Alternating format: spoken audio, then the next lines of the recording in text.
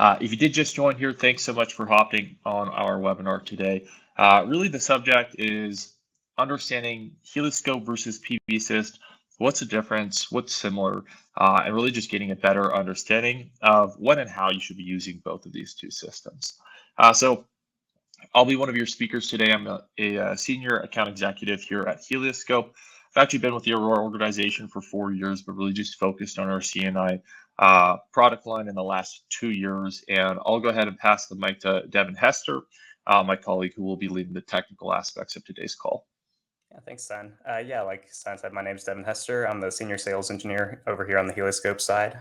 Before joining the HelioScope team, I was actually a commercial solar designer using HelioScope as the tool. So I'm excited to kind of jump into this and show how we can set HelioScope up to be as consistent across the board for your whole sales process. Great.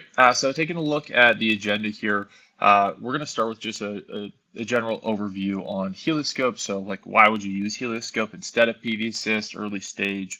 And then we'll dive into more of the technical details on what's actually different when you're underneath the hood of both of the two tools, and how do we align the inputs so that those outputs are going to be as close as possible. Devin has a quick demonstration here set up as well to detail what that looks like in the platform, and we'll review any benefits and have time for some Q&A at the end of the call. So if you guys do have questions, please feel free to drop that in the chat box as we go here. And if anything is overly technical for a quick webinar here, we'll be sure to follow up after the webinar as well.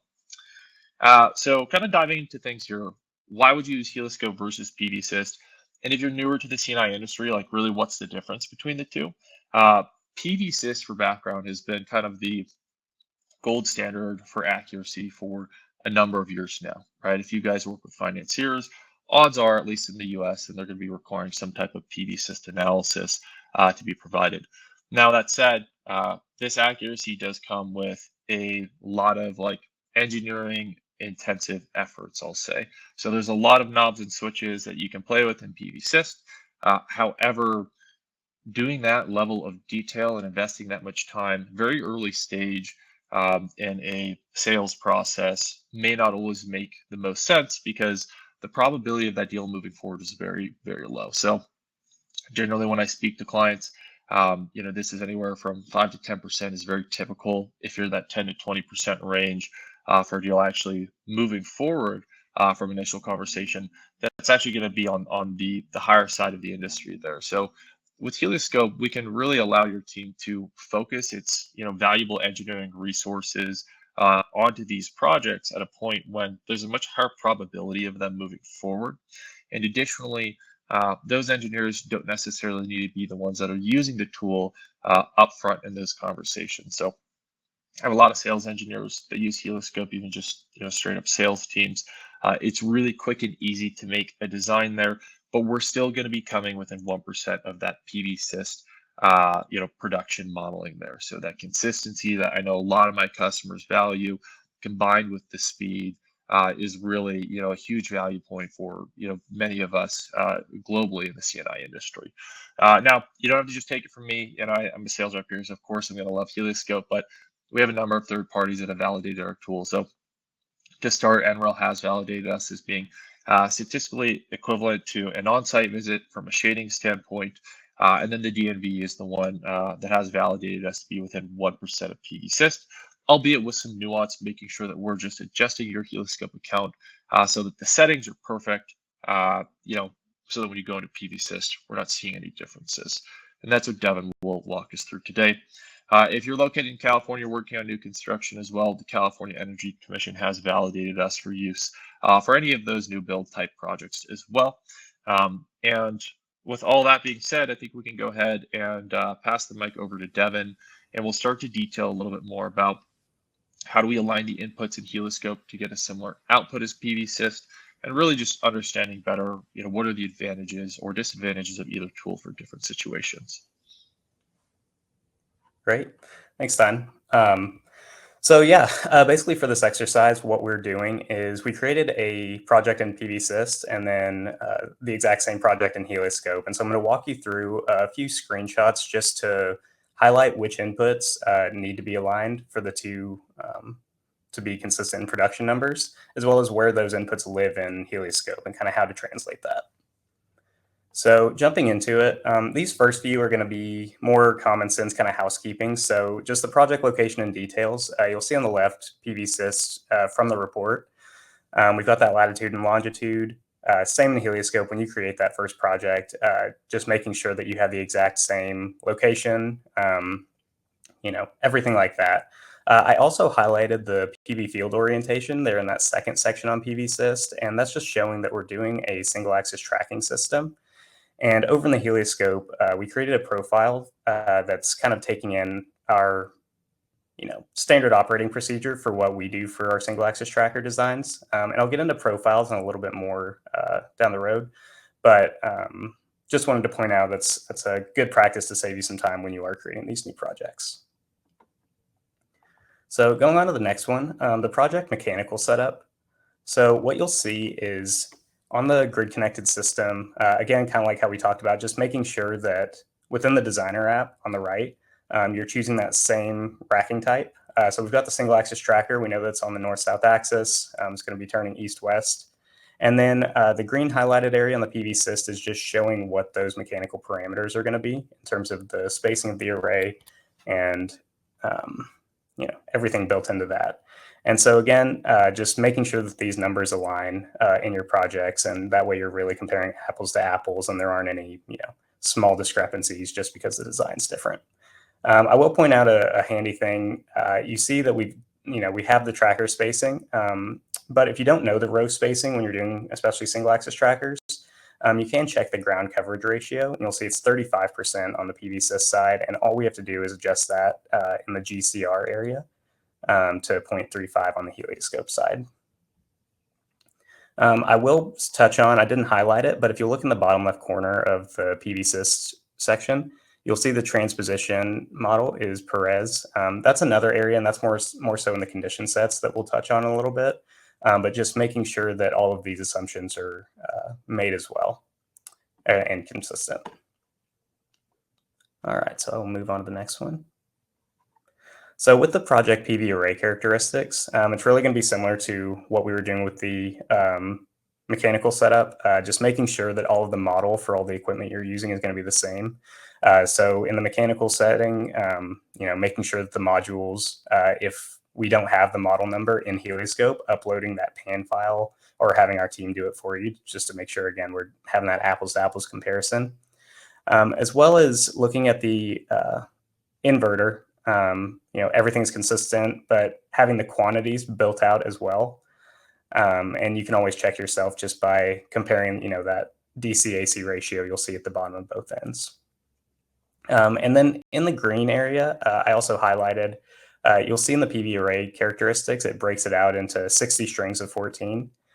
So what I did is in the designer, we have HelioScope's default is going to automatically string your system, and it's based off the temperature of the string as well as, what the range of string length can be for that specific inverter. So all I did was change that to manual and set it to 14 to 14. And again, that's going to be an incremental accuracy adjustment, but just, best practices, making sure that you are comparing the exact same conditions mechanically and electrically. I do recommend that as an option.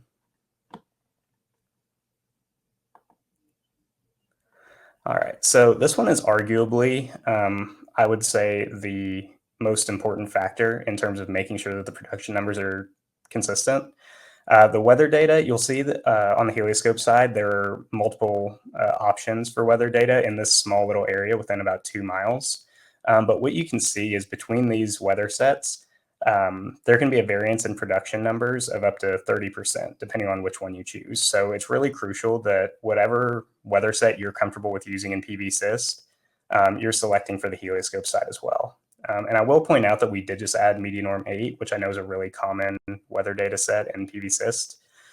So that is an option if you're using that mainly in your PVSyst projects. I would say also if you're using anything like Solar Anywhere or Exterior, companies like that, you can upload those weather files directly into HelioScope to use as well. All right, so after weather set, looking at the soiling losses, and this is in HelioScope, it's going to be in your condition sets, which we'll walk through in a little bit. But you'll see again, just like everything with the alignment, we are making sure that the soiling losses are consistent in PVSyst and HelioScope. So whatever you're using in these PVSyst designs, just reflect that in HelioScope. And I'll touch more on it in a second, but I did want to point out that currently soiling is a good place to use as a dial for any efficiency adjustments you'd like to make. So if you're wanting to reflect an efficiency increase because you're using bifacial modules, you can, say it's a 3% increase, you just take 3% away from each of these months across the board. And then conversely, if you're wanting to account for the light-induced degradation, which is in PVSyst but not in HelioScope, you would just add, if it's a 1.5% light-induced degradation loss, you would just add that 1.5% in across those months as well. So we do have bifacial modeling and as well as custom losses coming on our product roadmap soon. So it will be more of a straightforward comparison in the future, but for the interim, this is a pretty solid solution. All right, going into project array losses. So you'll see I've got thermal loss factor highlighted, and this is again in the HelioScope's condition sets. What you'll do is you'll change the cell temperature model on the right-hand side from Sandia, which is going to be our default in HelioScope, to diffusion.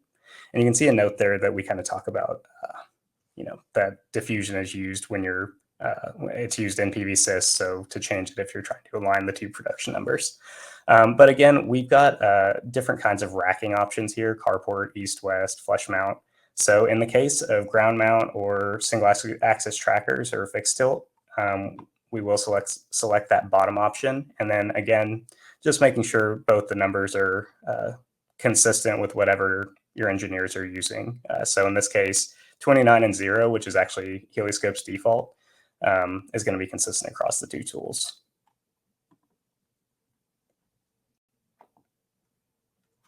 And then for this project specifically, because we're doing single axis trackers, so on the left-hand side of the PVSys, this is going to be one of the first sections on the PVSys report that comes up. You'll see I've highlighted the backtracking strategy. And what this is showing is, the angle of that backtracking for the single axis trackers. And in HelioScope, that's going to be at the very bottom of the condition set when you're building that out. And you're wanting to make sure those numbers are matching. So in this case, in PVSys, we've got 69.4. We just enter 69.4 as well. And then you want to make sure that if you are enabling backtracking, go ahead and toggle that check mark on. So after aligning all of these inputs, making sure everything is consistent between the two projects, and like I said, if there are some efficiency adjustments that need to be made in soiling to reflect LID or bifacial from PVSyst. When we ran this, you can see that the numbers are really similar, and we ended up coming out with a production variance of 1.17%. So like Simon was talking about, it's a great tool to make sure that you're having consistent numbers and kind of setting expectations early in the sales process, especially with projects where PVSyst will need to come in for financing later down the road. So I know I just walked through a lot of kind of screenshots and data points, and it wasn't very chronological. So I wanted to go ahead and walk you all through building out a condition set just so you can see, what that process looks like beginning to end, and, how that can be beneficial. All right, now that we've walked through the individual inputs that you would need to translate into HelioScope to align your project to PVSyst, I'm going to show you how you can create a condition set as part of your profile so that you can build this out and choose it depending on a certain region, if you all have kind of standard operating assumptions you're making, as well as just give you a little bit more chronological of an idea of what this looks like within our condition sets. So what I'm doing is I'm going over to the libraries section, and I'm going to click on Profiles.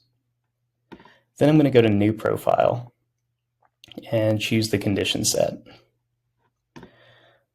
So here we can do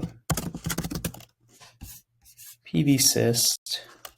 Let's say it's for Northeast region. And what we're going to do first off is you'll see that we've got our soiling losses here. And let me find my soiling losses that we had for this project. So we'll go ahead and enter all of our values in here by month.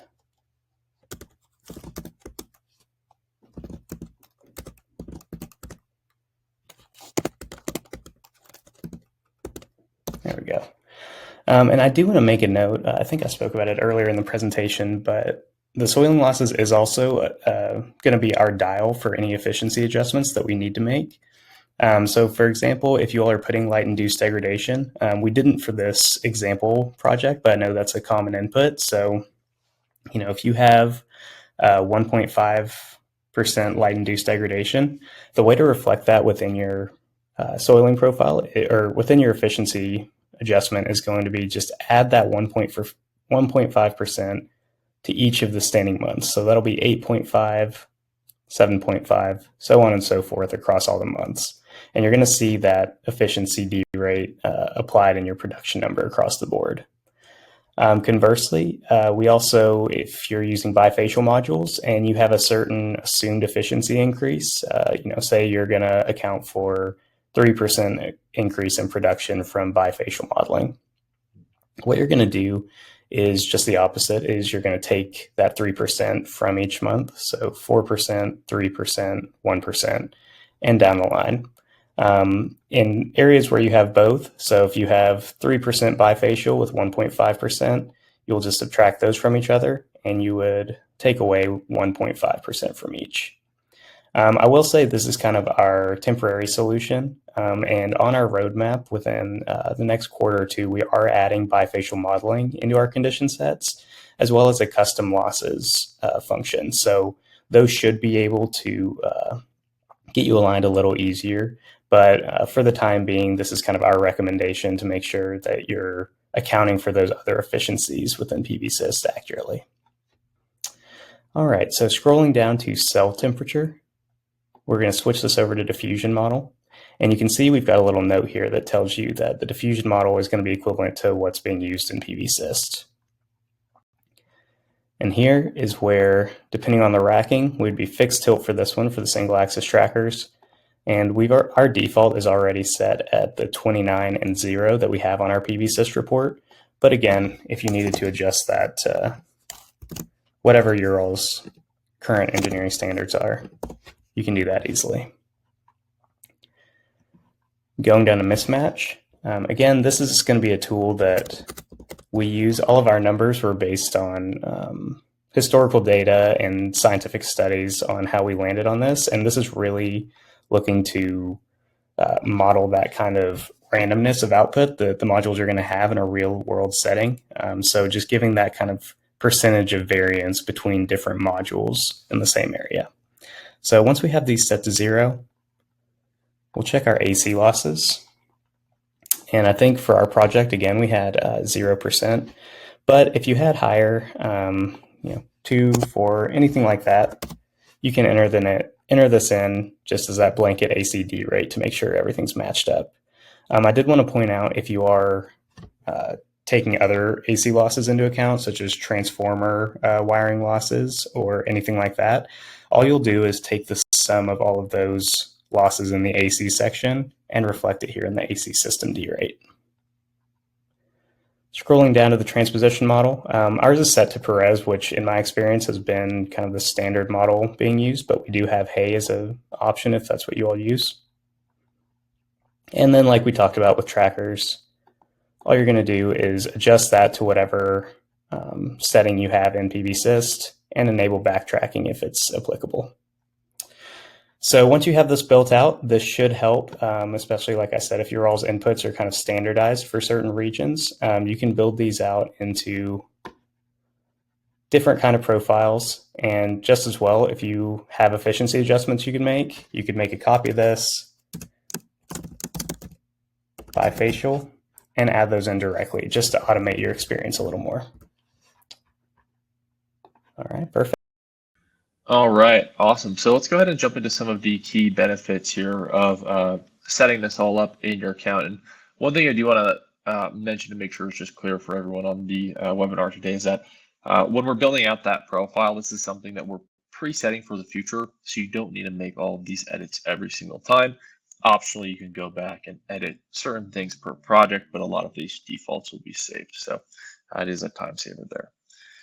Now, what type of outcomes are we really looking for when we do these alignment sessions? And additionally, if you are on a custom plan with us, Devin and I are able to hop on a call with you and your team and walk through a few examples live, if that would be beneficial.